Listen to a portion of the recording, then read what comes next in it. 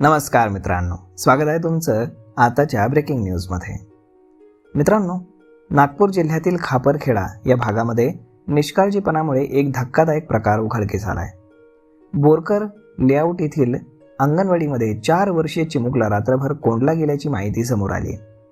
सुदैवानं तो सकाळी सुरक्षित अवस्थेमध्ये आढळून आला.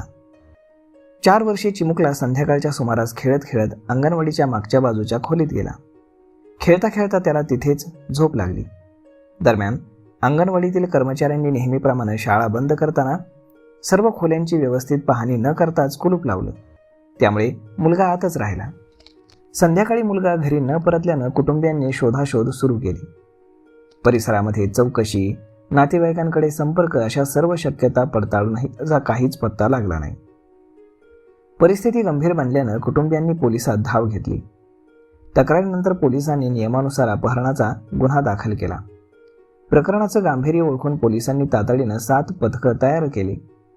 परिसरातील सीसीटीव्ही फुटेज तपासण्यात आलं. अवतीभोवतीच्या भागात शोध मोहीम देखील राबवण्यात आली.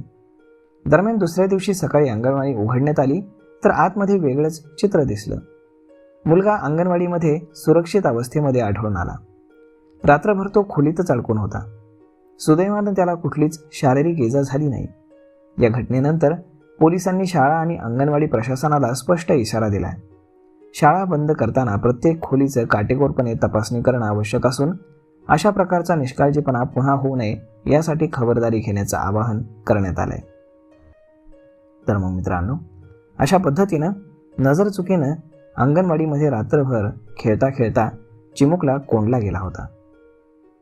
तर मग मित्रांनो, हा व्हिडिओ, ही माहिती तुम्हाला कशी वाटली हे तुम्ही आम्हाला कमेंट करून नक्कीच सांगा.